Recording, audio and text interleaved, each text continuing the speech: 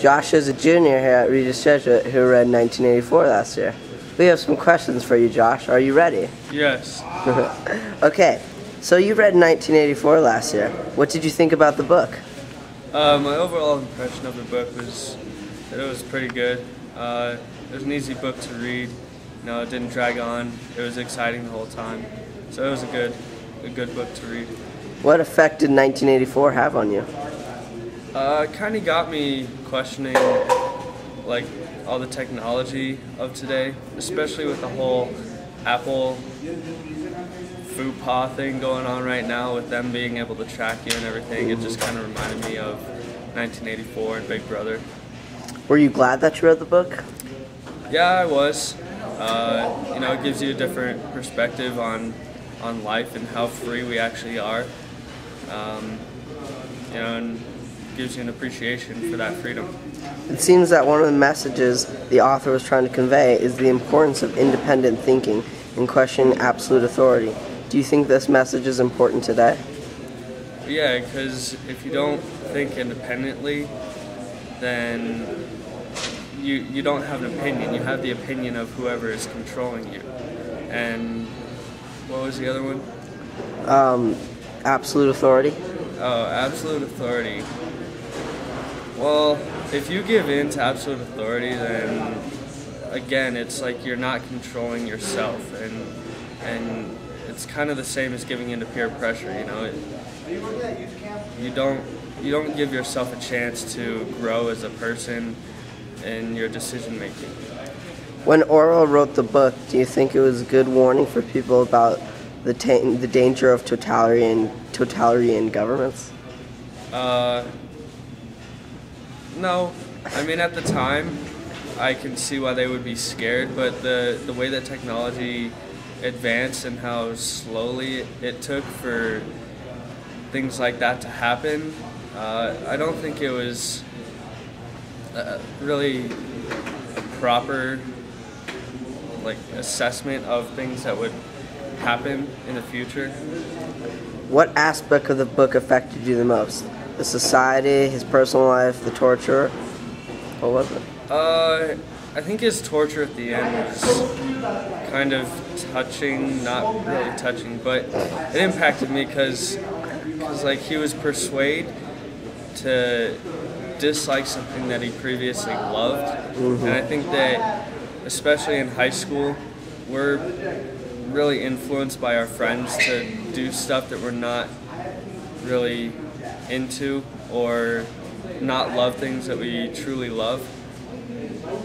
What did you think about the government's brainwashing of the people? I guess that's kind of legitimate if you think about it, because with all the campaigning that the presidents and candidates for president do, it's like they're trying to brainwash you into picking their side. Mm-hmm. So it's an accurate depiction of the government side. Do you think any modern government would do this? I think communism would probably do this a little bit, at least. Mm-hmm. China, with the whole social issues of men and women, it's not a good situation. Ingsoc used mind control a lot in the book. What technique do you remember the best? They really used your fear against you, like the rats on his stomach. He was afraid of rats, and the face. What? Rats were on the face. Hold on. Rats were on the face. They weren't on his face. Yeah, they were. They were on his stomach. No, they weren't. Face. Yeah, they were. They were I'm still recording. I don't care. You can edit this out. Okay. Continuing. It was his face. They've used propaganda in a lot of posters, banners, 2-minute hate, etc. Can you think of an example of propaganda in our life at Regis today?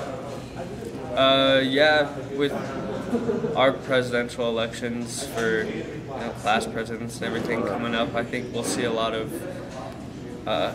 slander against other groups that are campaigning. Posters will probably start going up with big big time knocks on the other groups. One of the mind control techniques they use is isolation, both physical and emotional. Do you think there is a parallel to this in our lives? Not really. And final question. The English department is considering removing the book 1984 from the sophomore curriculum next year. What do you think about this? I don't know why they would. It's a good book. Keeps kids interested, so they actually read it. And it does make you think, which is kind of what the English department wants. I don't know what book they would replace it with, and I don't think they could replace it because it's a very interesting topic. All right, thank you, Josh Kaisei, Jr. at Regis Jesuit. Thank you. Yeah, no problem, Steve.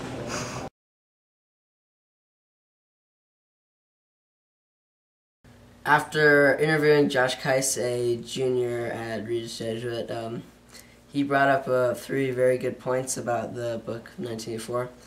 And first one, he said that in 1984 they don't really have a free life. They kind of they're kind of just stuck, and they got a lot of rules, and it just reminds us how lucky we are in our life and stuff. And the second point he brought up was how we're being tracked today. I mean, it kind of reminds us of what 1984 is like. They're tracked like every movement. They have telescopes in the room, and it kind of reminds us because today we have iPhones and iPads that are being tracked, and then there's school cameras, and there's cameras on corners of streets, and so they're kind of like watching us, and kind of reminds us a little bit of 1984. And third point he brought up was these political leaders are brainwashing for political success, and these politicians will say whatever they want just to get their vote. And those are pretty good votes. And here's my dog.